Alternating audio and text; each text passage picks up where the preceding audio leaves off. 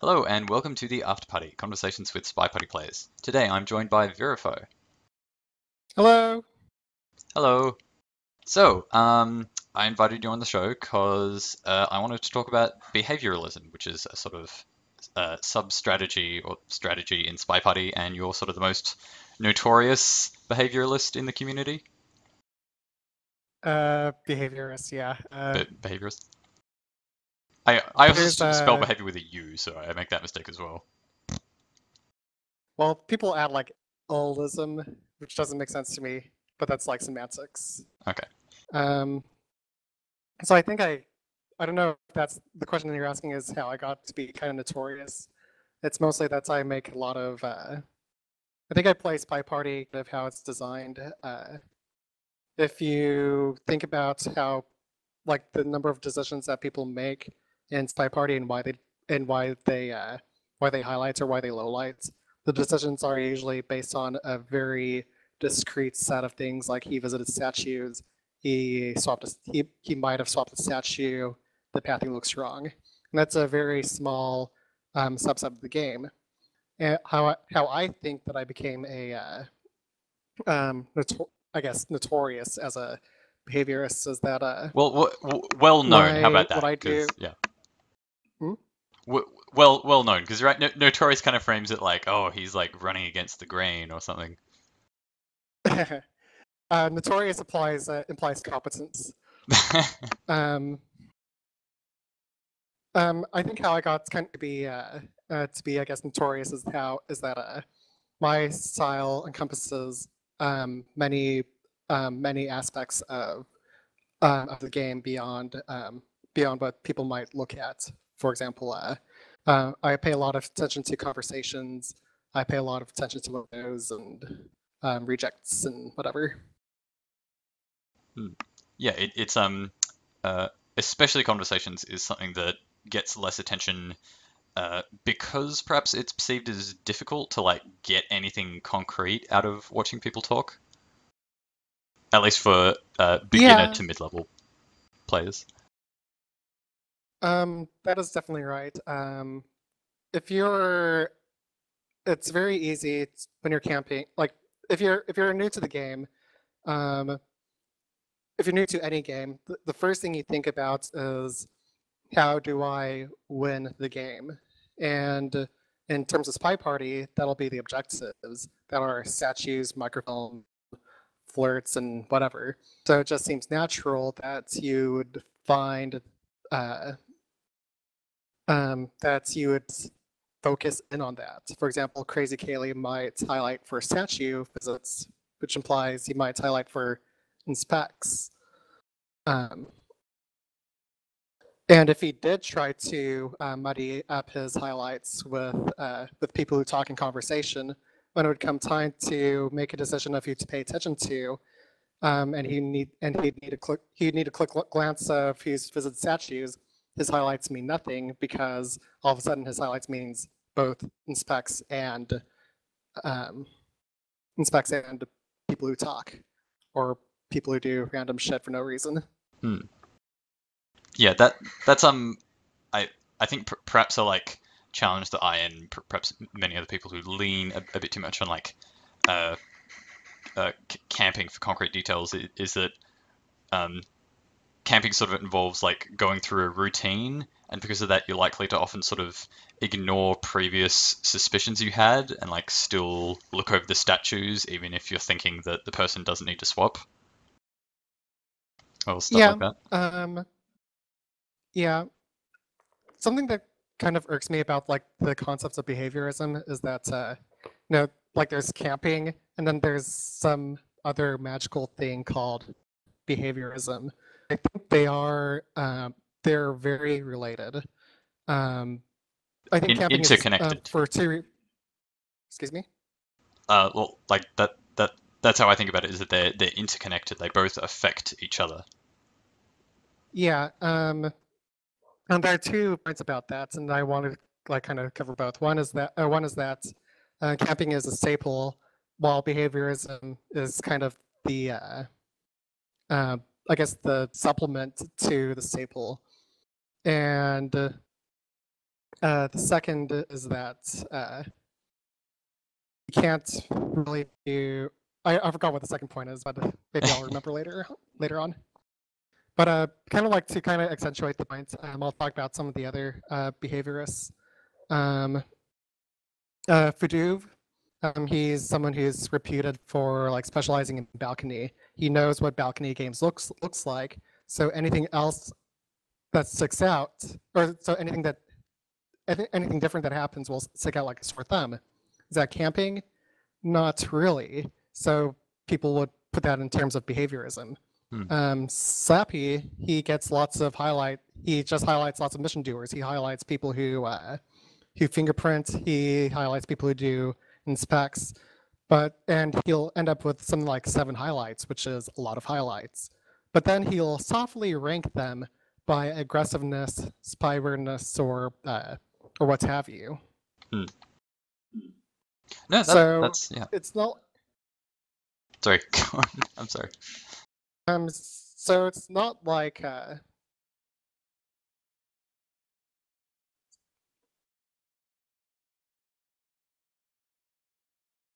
So it's not like I don't remember what I was going to say. Never mind. Okay. I think what I was going to say, that was an awkward pause for both of us. So, what I was going to say is, it's interesting that there's a lot of different ways you can come at making suspicions, and it is kind of interesting. It doesn't feel like we've had much of a like competition of philosophies of like people trying to debate. No, this is the like more efficient way to, or like this is a more accurate way to find the spy, or no, this method is a more accurate way. Like it doesn't feel like people are really debating it much with each other, which I don't know if that's a good or a bad thing. Yeah. Well, I think the answer is actually kind of known that it's that camping is the most efficient way. There's a concept in computer science, or in decision trees, which we were just talking about earlier, is called entropy, where you want to find the least number of decisions to come to a definite conclusion, or a solution. Just so happens. Sorry, or and just so happens. Yeah. I'm sorry. And just so happens that that's camping reduces suspects down to 2, and that be like you're looking at a constant number of things, and you can reduce your suspects to a constant number of suspects. Whereas with behaviorism, you'd be doing all sorts of rudimental judo, and you come out with you're looking at n number of game mechanics, and you'll come out with an unknown number of suspects. It's especially tricky too because the AI are randomized, and so it's not something you can predictably. You can have as much predictiveness over of like how the AI will behave. That's kind of like the point, and so that makes it much harder to, as you say, get consistent results with behaviorism. I think the players are a lot more unpredictable than the. I really hesitate to say this, but I think the players are both more unpredictable and more predictable than the AI. And I guess behaviorism is the art of trying to find that's predictability, or discerning, oh, that was really weird and unprecedented. So. No, I think I get where you're coming from. That you'll see anomalies in AI behavior, but they won't be like they'll be anomalous. Like they won't then do that again in the following game or whatever. But it feels like in the moment that behaviorism is less effective because of randomness.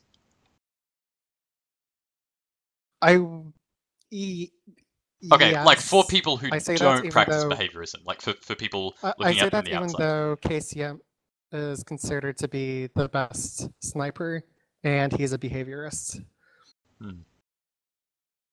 And I think he easily has he has the strongest sniper play, even above those of campers. Yeah, that's That's good to know. That's kind of a release to me. Like I mean, I like camping, but I also sometimes worry that it's too effective and that there isn't that like fun tension of not knowing what the most effective way to play is. So that gives me hope that behaviorism can be something that can be as, if not more effective than camping, if done right. Yeah, that's actually something that I really like about Spy Party. There's this kind of attitude in games where um, you where you know what you want to do to win, and you basically make a beeline straight for the victory. But it Hmm. doesn't really resemble how people play, how people naturally do play, because play doesn't inherently have goals. You don't, when you see dogs wrestling with each other, they don't really have, oh, the goal is to kill the other dog, but no, I'm not actually going to try to kill the other dog. Well, So when yeah. you play with Spy Party, so when you play in Spy Party, there are a lot of people who will, I guess, forego the optimal solution in order to have fun. Hmm. For example, um, when I'm kind of when I'm a pretty emotional sniper sometimes, and um, so if I'm feeling particularly, I feel particularly playful, I'll have basically no strategy whatsoever. I'll say, oh, those three people started my laser, highlights. This guy started moving as someone else stopped moving, highlights. He went to the windows, he went to the windows, and he might be waiting for a statue to get freed up. He's W highlights. I have way too many highlights. Let's just neutralize some of the highlights that I haven't talked about in a while. This Hmm. guy is standing in my way of my highlights. I'm gonna highlight him just out of spite. And from an outsider, like, um, That's totally unoptimal, yeah, from the outside. yeah, it's certainly inevitable, but there is kind of there is some strategy that comes from it because inherently you'll get like you'll settle on, well, this guy has never been neutralized, even though I've been um, super aggressive with my neutralites, Hmm. or you might say this person has been highlight like 10,000 times. Maybe it's worthy to shoot him.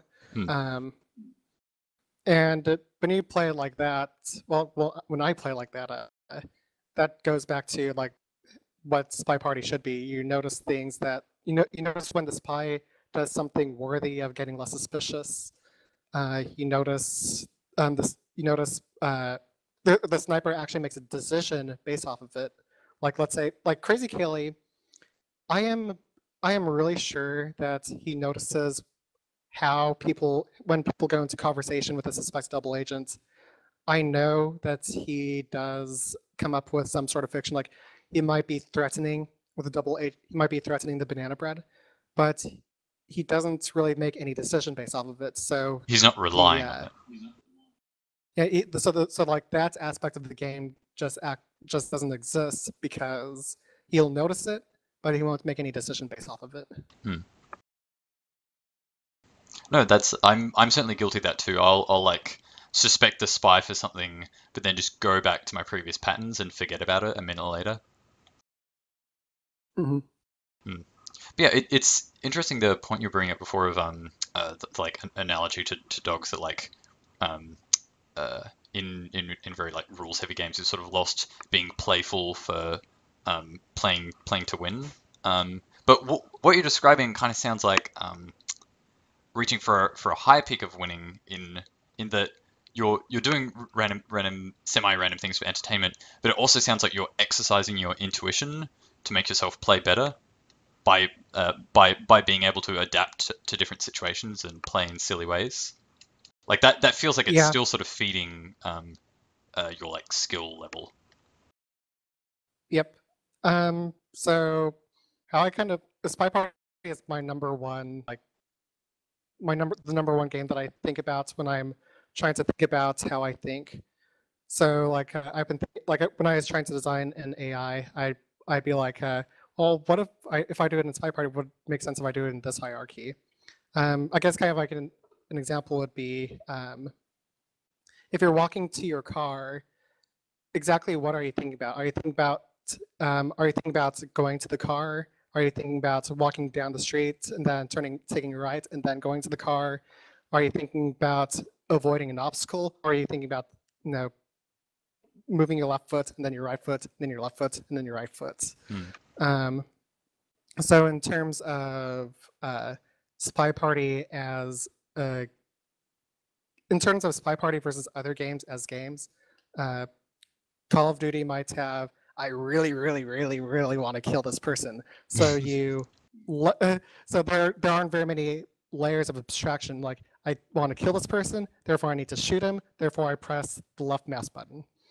But in Spy Party, you'd have something like, I really want to, I need to finish 4 missions, but before I do that, I need to do 1 mission. But before I need to do that, I need to go towards a statue. But before I need to do that, I need to exit the conversation and maybe avoid the ambassador, and then any number of inputs. I don't particularly remember how that was relevant to the previous thing, but No, it's an interesting point. I hadn't considered it's sort of like why I guess bots for a shooter are so easy to do, because it's very deterministic. Like, as soon as the like line of sight that the bot has of you has you in its sights, then it shoots you. Like, then it like triggers to try and shoot towards you. Whereas like it's much harder. I imagine it would be much harder to build a bot for a spy, because it's like, how do you build like very complex decision making into it? Yeah, the game for shooters would be based on the millisecond type of transactions. Like, it's all designed on like the millisecond to millisecond thing. Like, if I have the higher ground and if I shoot you first, then I win. Whereas Spy Party is more designed around something more along the magnitude of a full 30-second transaction of completing a mission, or avoiding a mission and reducing suspicion and then doing it, which takes 30 seconds.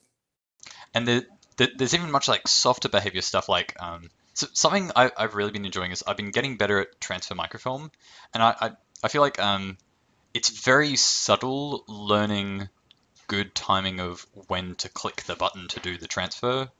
Very much related to like where you feel like what you feel the patterns of the sniper's laser movement is, and something like that feels really hard uh, to build like a model for in computing.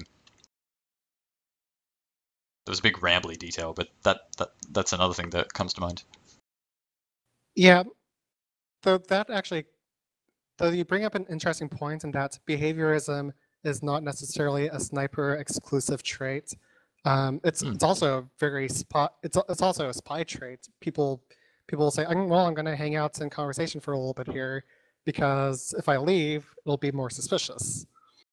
So you can definitely have behavioral spies. Other types of spy games might be where a spy would try to avoid, would literally try to avoid being seen by using cover. So instead of trying to say, oh, I'm in plain vision, but you don't think it's me, instead the spy would be, oh, I'm just not in vision. Yeah, that can be very effective. Like, I've noticed that on the new art High Rise, a weird side effect of that sort of half visible sheet of glass. If you like hide there during the start of the game and the sniper decides not to go over that side because they don't think anybody's there, then suddenly you're just like not in their mind for however long they don't see you. I think Ballroom is the most interesting variation, is the most interesting exploration of the ninja spy, because you have dynamic cover, like this, like conversations fill up, they're in the foreground, and there's enough cover where you can swap a statue or purloin, and the sniper has no idea reasonably has no idea who is there. And the window frames are like just thick enough to hide a person as well. Oh yeah, you can walk by the. You can definitely use the columns as the as cover. Sorry, you were making a point and I interrupted you again. No, I think I've made my points. I'm not sure.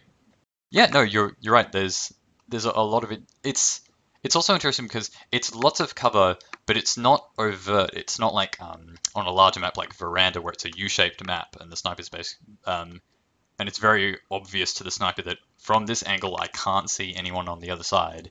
On Ballroom, it's like it's a shoebox. Like you'd think you'd be able to see where everything is, but there's all this cover that you don't think about because it's so mundane. Yeah, I think it's like kind of like I guess the mundaneness of Ballroom makes it more deceptive, makes field of view deceptively hard for sniper, because the sniper thinks he sees everything in a similar way he thinks he sees everything in balcony, but there are multiple layers. Like Ballroom is, I think, the only map where there are multiple layers of things to do, like foreground, middle ground, and background. The closest would be gallery, which is like physically deep, but the sniper is high enough that he doesn't really. There's no such thing as cover. Well, there is, but it's so thin. Like it's very easy for them to step around the cover. Oh, right, the column thing. Yeah. You're like, what the hell is he talking about? You know, right next to the door, there's a vertical thing, and people like to bug near that vertical thing. But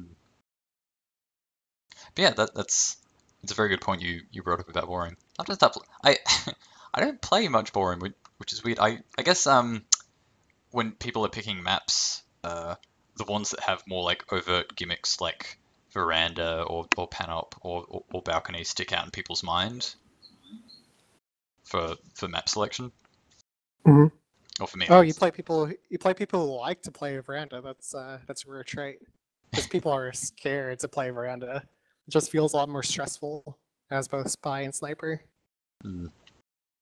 Well, I don't know. I mean, I guess compared to Panop, there's less relief for the spy because it's a bit easier to like have a clear idea, I guess, in your mind of. Oh, the phone's ringing. One moment.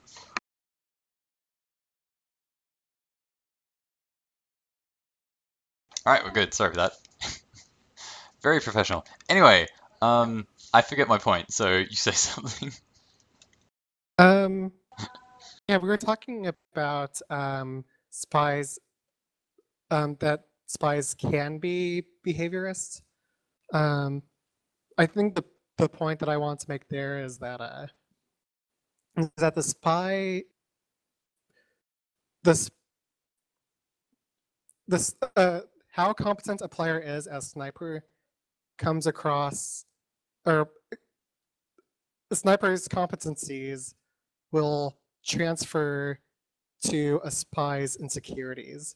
So, are you familiar with how I spy at all? With what? With how I spy? Not much, except for the fact that I know you're not that great at pathing, which is helpful. Okay, yeah. So, I'm pretty darn aggressive. I drop statues mid animation. I check a watch, but then interrupt the watch animation, and I really don't bother staying in conversation for any amount of time. And I think that is because I am really good at finding people who are in conversation because they want to be there. So I choose to not do those things. Or if you look at KCM, KCM is he gets a lot of information from Banana Bread, like a scary lot of information from Banana Bread.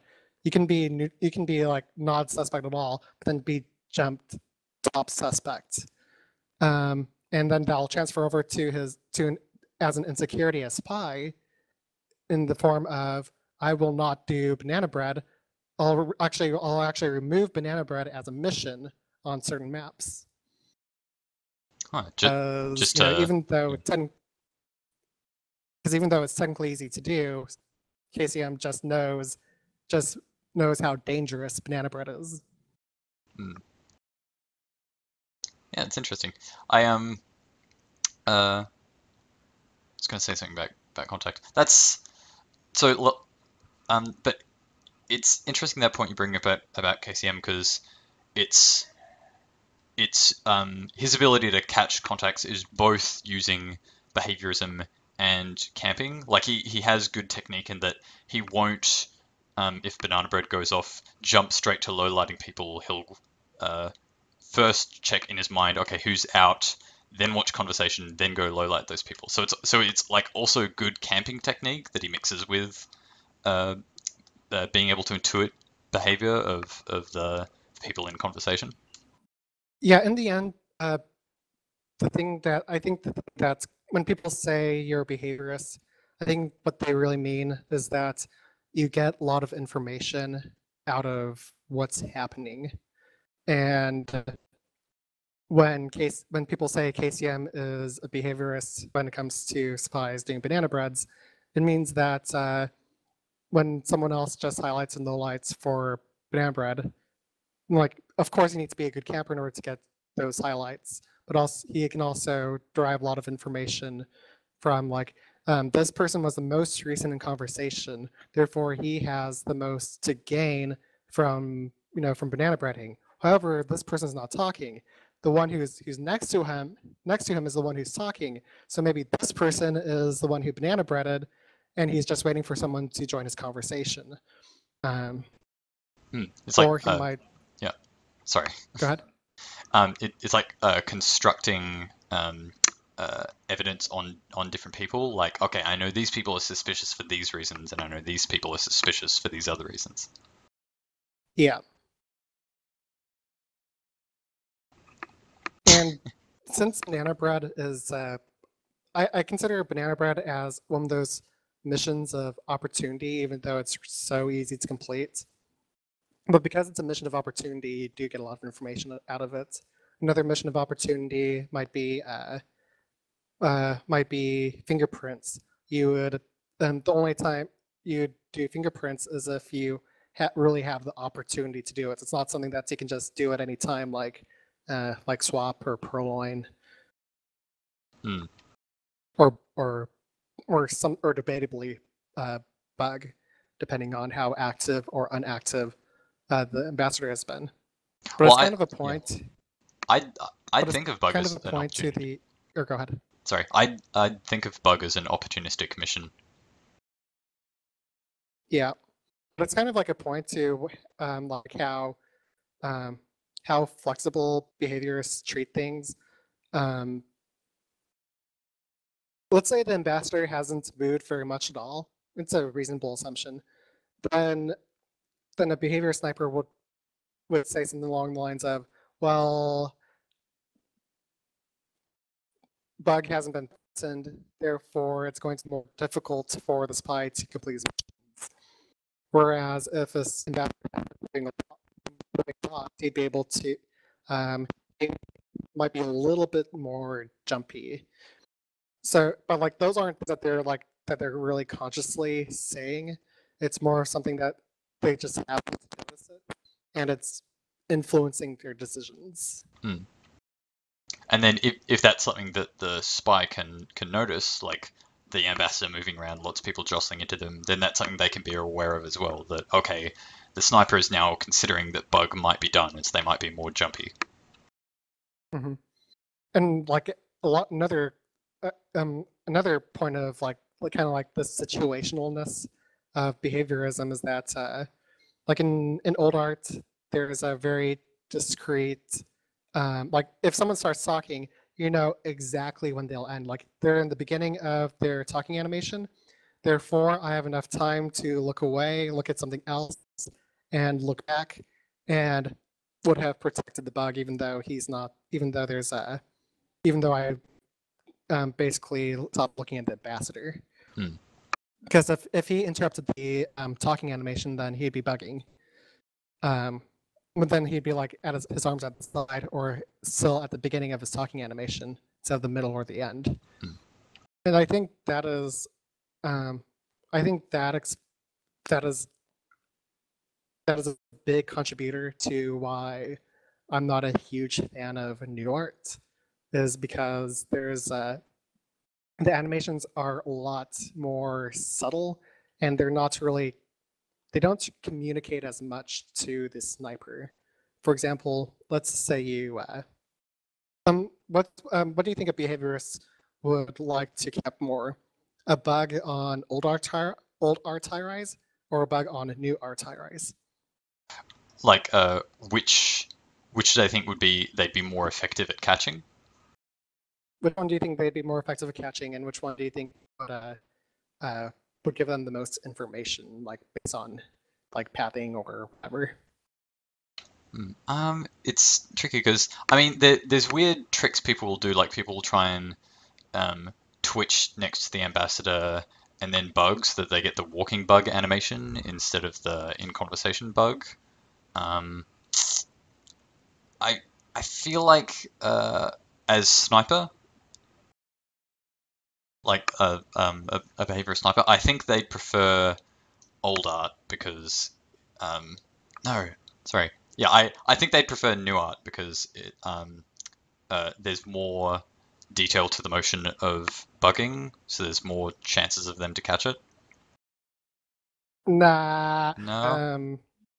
If in new art, if someone walks by the ambassador, you pretty much have to assume it's done, and there's really no interesting decision to be made off of it.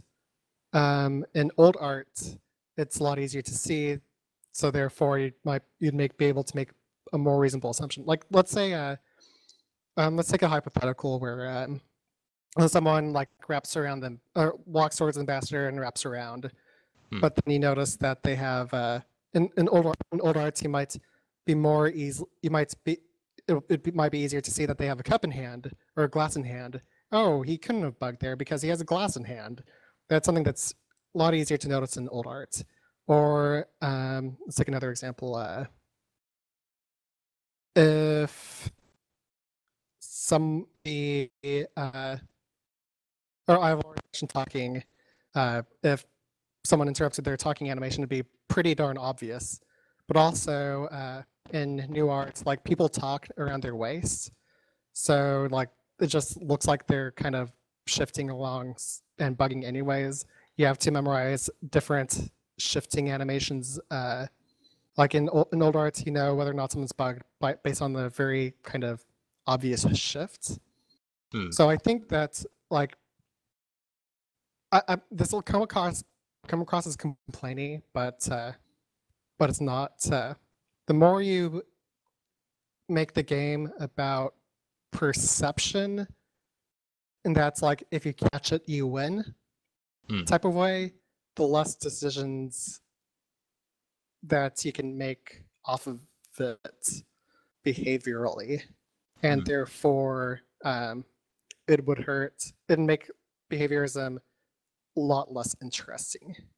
Okay, so the thing you're having trouble with is it's much more difficult to discern between different animations in the new art than it was in the old art.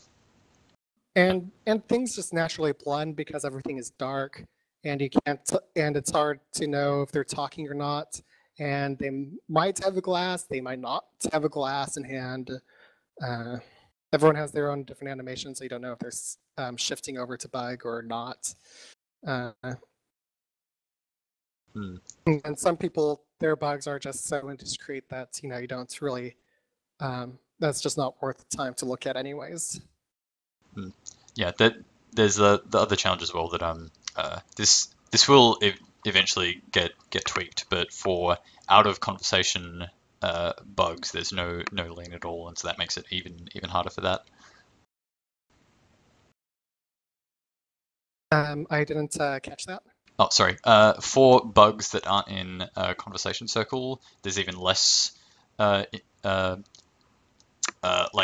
information to discern for the bug animation, so it's even trickier when you're outside of a CC. Yeah. Yeah, but I don't know. I still feel like there are specific characters where it's easier to tell apart their talk animation from their non-talk animation, and there are some characters where it's easier to tell if they have a drink or don't have a drink. And like I don't know, maybe that sort of character-specific asymmetry could be interesting in the same way that like seduce is quote unquote an easier mission to do than swap, and there's like interesting decisions that come out of that. I'm not wholly convinced. Um, I am one of the few players who knows what conversations look like, and that is with all characters having the same cups and all characters having the same animations. So how would you so by making it even more difficult to learn such behaviors and animations, whatever, I don't think that's I think people would be even less willing to gain useful knowledge out of it. And especially it'd be lots difficult to learn off of because, well, um, let's say in old art, you want to test whether or not you can look away from the bug, look away from the bug, look back, and have successfully practiced it. You can definitely do that. But in new art, you have there's relatively it'll be a lot harder because everyone has their own unique animations, and it takes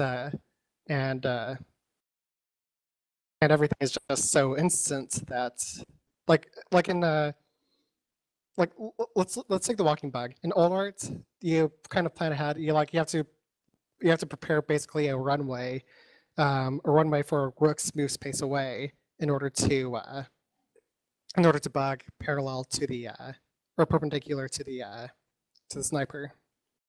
But in new art, the bug feels kind of instant. It just kind of happens. So there's relatively little planning, I think, and since there's no planning to do, there's no planning to detect a sniper. I guess it also doesn't help that new art characters tend to have wider mass, and so there's more stuff in which to hide the arm. Mm-hmm. Oh yeah, the stealth of hiding the arm is a really important point because one of the strategies of detecting bugs in old art is to see if their arm is people will wave their arms back and forth, but if their arm is not waving back and forth, even if you didn't see the bug, you know that they've bugged because, well, they'd be waving their arms back and forth. Yeah, and it's also tricky too because even just learning that of okay, like this is what it looks like when someone's arm is waving back and forth. This is what it looks like when somebody isn't. Because in New Art we have characters specific walking animations. What that feels like at a glance is different for each of them. So I've in the past like mistaken somebody for sticking their arm out on their far side when they hadn't, just because I hadn't like learnt enough information about that character's walk cycle. Mm-hmm. No, it's certainly an important topic to discuss. I guess I'm just a bit biased in the sense that I've spent a lot of time staring at the new art characters, and I feel like it's tuned. But then it is only 10 people, and so like maybe that's an unfair judgment to make compared to old art maps of how balanced it is. Well, I'm also biased because I don't enjoy new art, therefore I don't play it. So there could be just this bias of, well, I didn't bother to learn it. Okay. But generally I hear the same thing from other players. Okay. So you don't find any useful information in like seeing characters' mouths moving like that's not a useful point of reference. You don't in old art.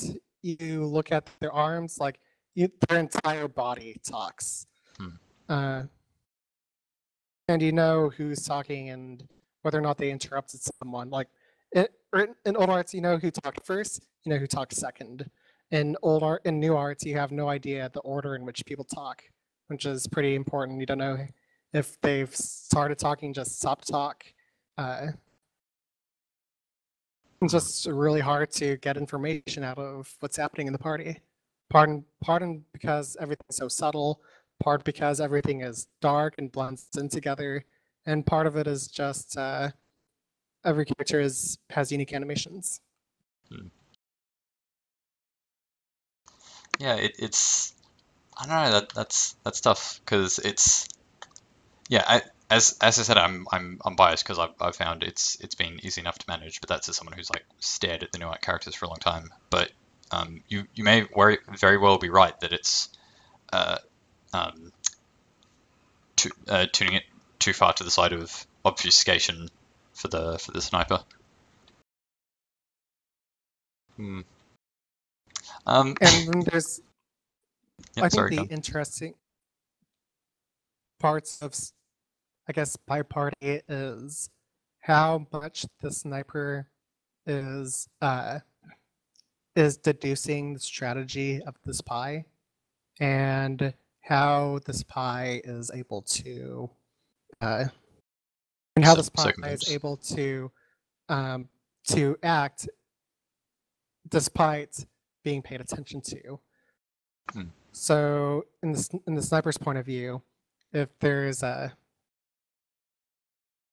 I don't remember what I just said, so never mind. Awkward silence. No, you were saying to you what's interesting about Spy Party is that the sniper's making decisions about the likelihood of things happening based on everyone's behavior, and the spy is acting in reaction to that, trying to circumvent what they think the spy is looking at and what they think the sniper knows about the situation. Yeah, the game is stressing for its strategy, and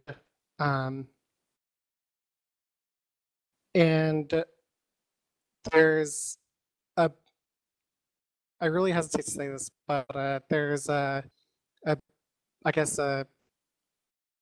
like this strategy has this kind of time aspect to it, where like strategy does not happen on the millisecond scale. Time happens on either the 30-second scale or the minute scale or the 3-minute scale, things like that. And there are very clear indicators of how that is progressing as a spectator. For example, if we take a look at, let's take a really simple example. It's like balcony, and let's assume that like the spy has to flirt, leave, come back, flirt, banana bread at some point, and maybe leave, come back, and flirt. That is very easy to measure. That's basically a 2 minute and 30. That's a 2 minute and 30 plan, and the sniper would be able to create a story on every individual character. So let's say White Danger talks, leaves, comes back, and talks. You can create that fiction that he's following along that path. Let's say Polka Dots talks, White Danger leaves, comes back, and then Polka Dots talks again. That's still creating a fiction for Polka Dots going along that fiction. Right. So it's a lot of it is the sniper being able to find the things that are in progress, such as a spy very purposefully setting up the bug, or a spy trying to finish his flirts because he's been neglecting it for too long. It almost sounds like the point you're trying to get at is that the problem you see with Nuart is that all of this subtlety and detail in trying to discern the difference of animations and what a specific character is doing is distracting from the more the more concrete practice of like constructing stories of why people are doing things. That it's harder to hold those suspicions in your head when you're paying attention to or confused by what a particular character is doing in Nuart. Yeah, if you're confused about I was trying to steer away from like bashing on Nuart because that doesn't sound very fun. But yeah, you're right. That if you look at something and you don't know what's happened, such as I don't know whether or not this person bugged or not, I don't know whether or not these people have banana breaded or not, I don't know whether or not this person has stayed for 2 or 3 animation cycles for inspects or not, or any number of things. I don't know. I don't think I entirely agree with that. I think perhaps it's just going to require like a change to the way you track information because you were playing with Old for so long. Perhaps a lot of like the things you had to rely upon were concrete details of animation. But I think there's still definitive like stories you can make out of characters' behavior in new art. Like a lot of the time, I'll think of it as okay, who is in vicinity to do a bug? Okay, who is its statues and for how long? Like it still feels like I can make concrete stories, even if there are certain animations that require more attention to get. Yeah, you're right. There'll always be stories to create, but I feel like I'm making a lot less stories than new art. Okay, well, Because like less interesting ones. I'm either throwing out a lot of information because it's ambiguous about what's happening, or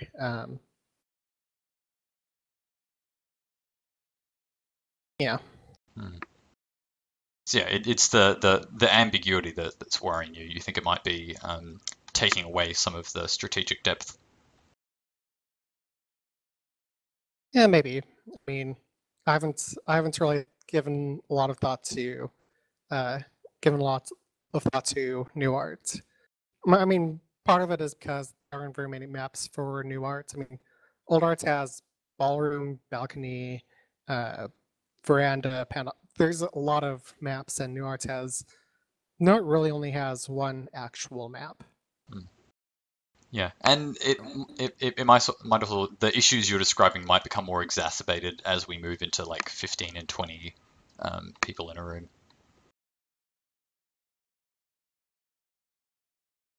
Maybe. Yeah, I mean,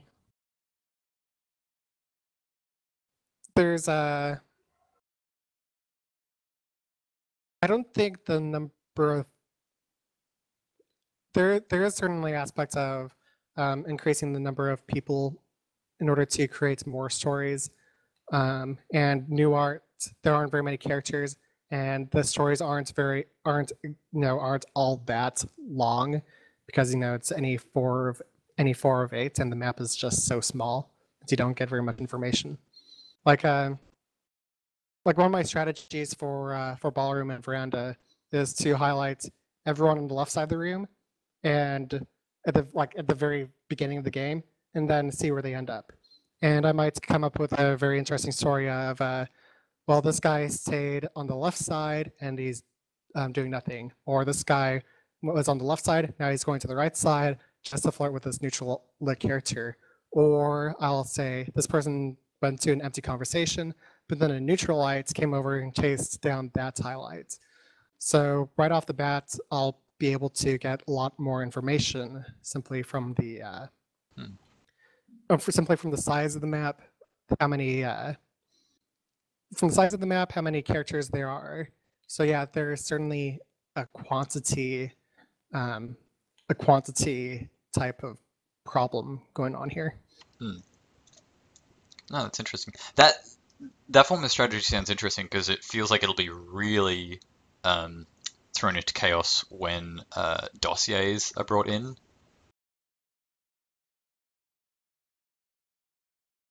Yep. I'm not sure what's happening with that, so I can't really. Oh, right. Yeah. I mean, that. yeah, like very, very speculative statement. Like I'm sure not even Chris has a clear idea of what it's going to be. If I did have to speculate, here's what I think would happen. Like, I can't memorize, like, when I shoot someone, like 9 times out of 10, I'll say, well, I don't really know why I shot you. You just seemed a lot more suspicious. You just seemed to be doing a lot more stuff than usual. So if I think about what dossiers will do, that seems to be kind of encouraging tunnel visioning. where it's like, oh, this guy should be going to bookcases, but he's not going to go to bookcases. Go to bookcases, you freaking idiots. And so you don't pay attention to what's happening to the overall system. Like the system of Spy Party is vastly more interesting than the missions or individual characters.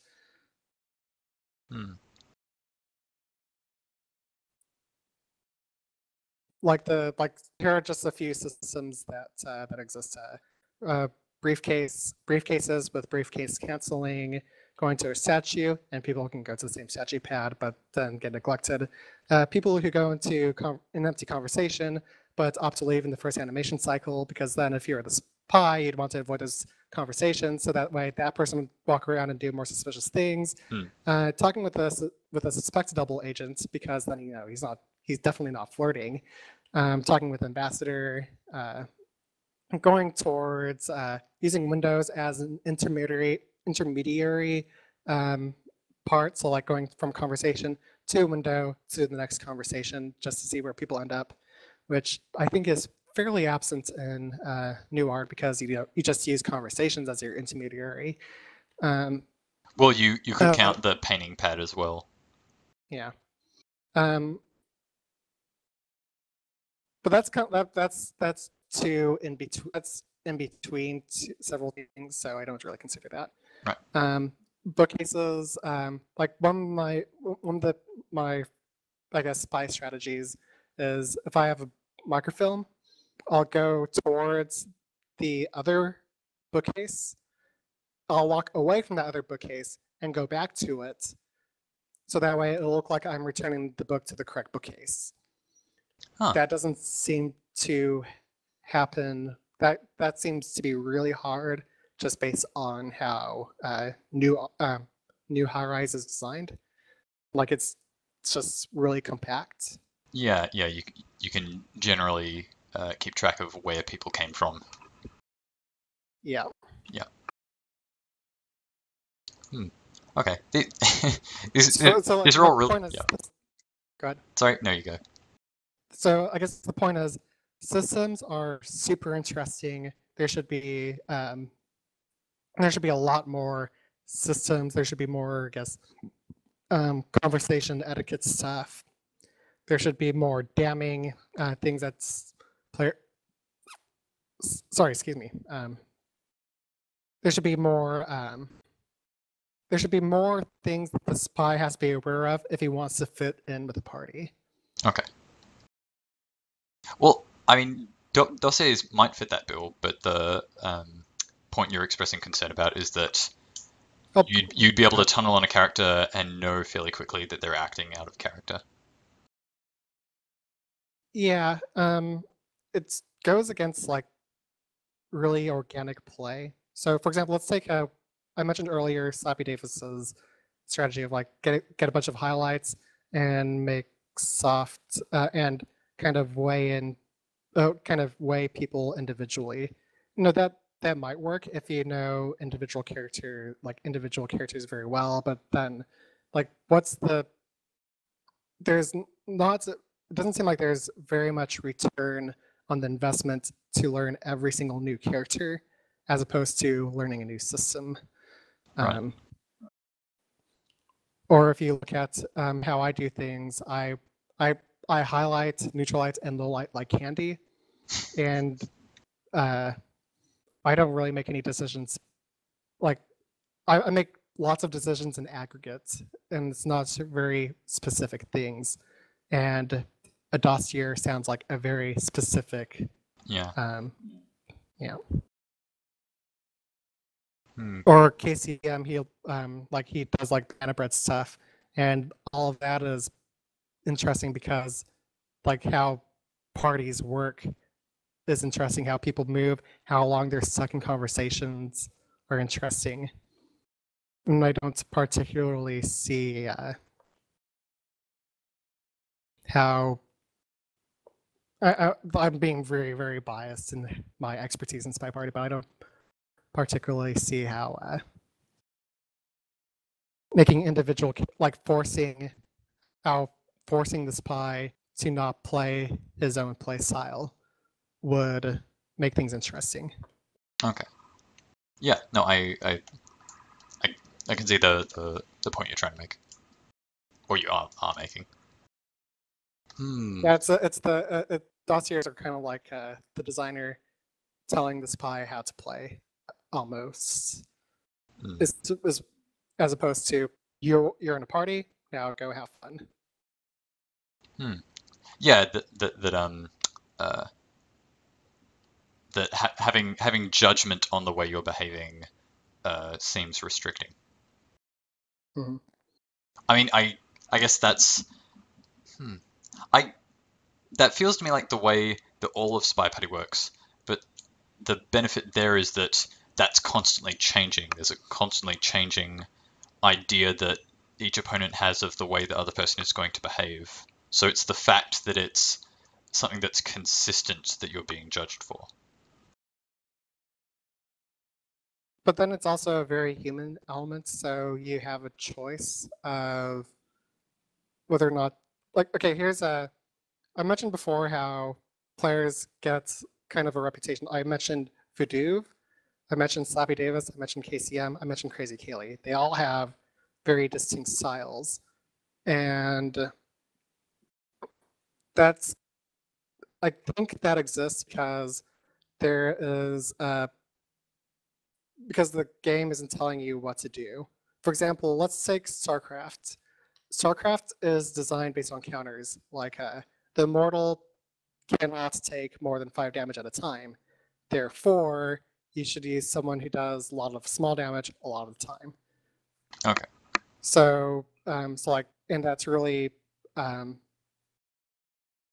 that's kind of restricts player gameplay. Where It's the deterministic. player creativity in StarCraft comes from are things like, it is very powerful if I do Marine drops, or I can do Colossus drop, or I can do Vortex toilets and drop a nuke on it.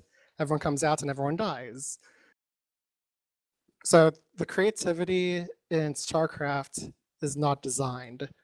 The designed parts of StarCraft are the things that create the stale gameplay of build orders and unit counters and the very discrete. Oh, he's going Roach Hydra, or no, he's going Mutalisks. What a surprise! Now this guy is going to make Thors or Marines, and Okay.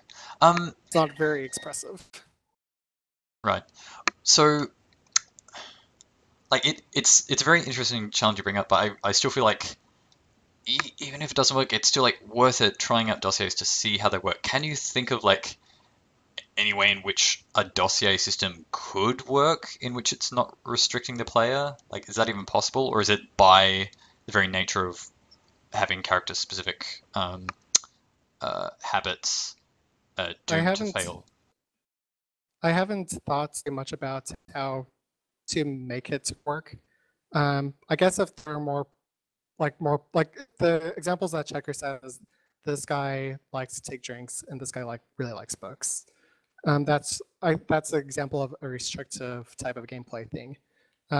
Maybe if it were more permissive, like this character accomplishes flirts in half the time, or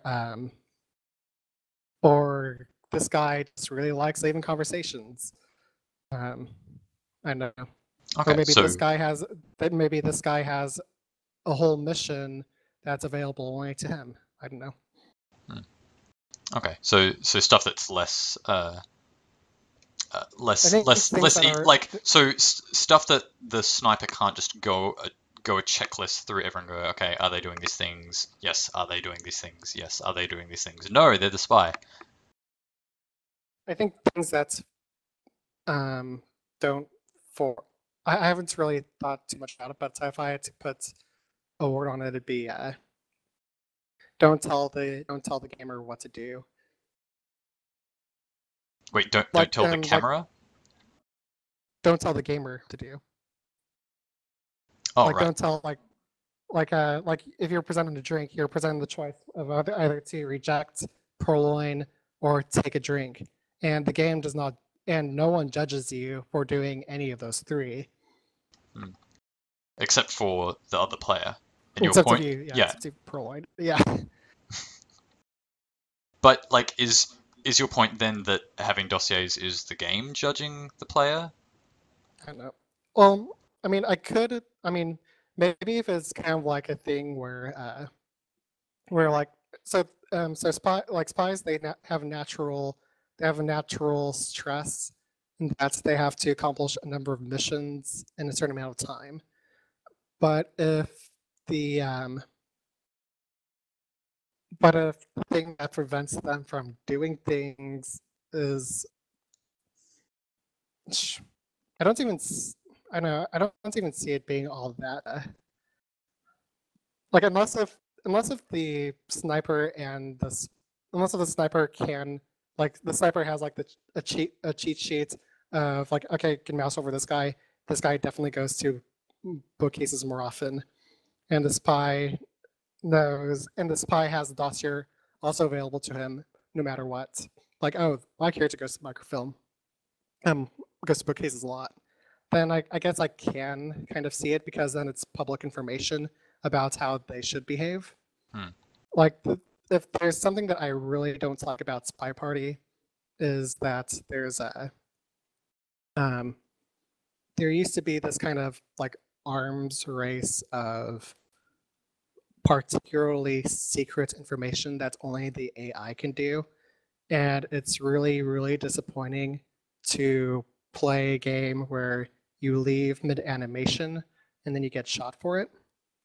Right. But once that is very public information, once that is public information, then it becomes that aspect becomes very interesting. Or another aspect that used to be private would be one private information might be like, are you familiar with like the veranda bug, where like if you where people would path a very specific way in the map? It'd be really, really disappointing to play against Zero if he kept that information to himself. But because it was made public, well, even after it was made public, people didn't like it. But that's just because it's game breaking. Right. But I think that's the idea of dossiers, is that both the spy and the sniper know how a specific character is meant to behave. I guess I think it's more that Sniper Checker wants people to memorize information. Right, to have like a knowledge base of how specific characters tend to behave. That like that will. I don't know. I mean, I still feel like it's worth the experiment. Maybe it will work in a way different to what we have conceived. Like maybe the like, I don't know, if it's like a 60% chance that the general takes a drink instead of whatever it is. Yeah, instead of whatever it is, like maybe the like exception to the rule where, okay, he refuses a drink this time. I don't know, like I feel like we're thinking about this in isolation to the rest of the game, and like maybe it will feed into it in a way that we haven't conceived. I guess the point that we're making is that if it may be too much information to the sniper to the point where they can just pay attention to dossiers and know who the spy is. I think that's the problem we're describing. I don't think that'll happen, probably, because it's still, I guess, like, if I shot you because you didn't visit microfilm enough doesn't seem like a very reasonable thing to do. But it's like but then I guess, like, if this stuff is too soft and like it's too and like not something that the sniper can rely on, then it's kind of like, well, why is it there? It'll either be too ambiguous and therefore would be a waste of time to implement, or it might be too powerful and therefore too constricting and game break, and therefore too constricting. Right. I Okay. mean, it's not a. I don't particularly like even though I have pretty strong opinions on dossiers, I don't particularly like making them public because, imagine if you're Checker and then you listen to this podcast and then it's like, oh Yeah, my God, here he in is, advance, big Checker, ol'. I'm really sorry that we're speaking I don't know what it was like very aggressively about something that isn't even in the game and we don't know if it works yet. Yeah. So sorry in advance. This is just us trying to figure out what we Yep. think of it. I'm sorry. What And was your point? yeah, I think we covered the dossiers Mm, too much. Too much. Okay. We might have to call it there. Thank you very much, Viri, for having this conversation. Is there anything else you wanted to talk about before we call it? No. No?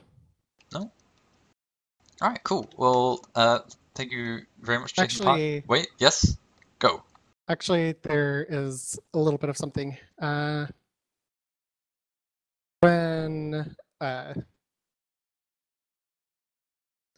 let me see if I can put this in good words. Okay. When I first started Spy Party, the thing that's really made me, I guess, a decent spy, like the thing that's kind of clicked for me as spy is watching Zero's the mind of AI, which talks about how people enter conversation, which talks about AIs can only drop at their waist, and I guess that does talk a lot about how I play today because I pretty much talked a lot about that, but in truth, the way I do more animations are just one subset of I guess behaviorist camping that you can do. There's also just understanding the general pattern of what parties are. So like Vidoo's balcony games would be, for example, Vidoo's balcony games, just period. And that's pretty much it. Okay. Good closing remark. All right. Well, thank you everyone for staying through this rambling conversation where we spoke Didn't talk mainly about on behaviorism. dossiers. We did speak about behavior, but then it sort of morphed into an argument about dossiers. I, for the record, still think it's very important to try because we don't know. But what you expressed is a genuine concern, and it may very well be the case that dossiers don't work. Yep. But yeah, please do try it, check it, because I think it's very much worth the experiment, and we're very appreciative of all the work that you've done so far. We really are.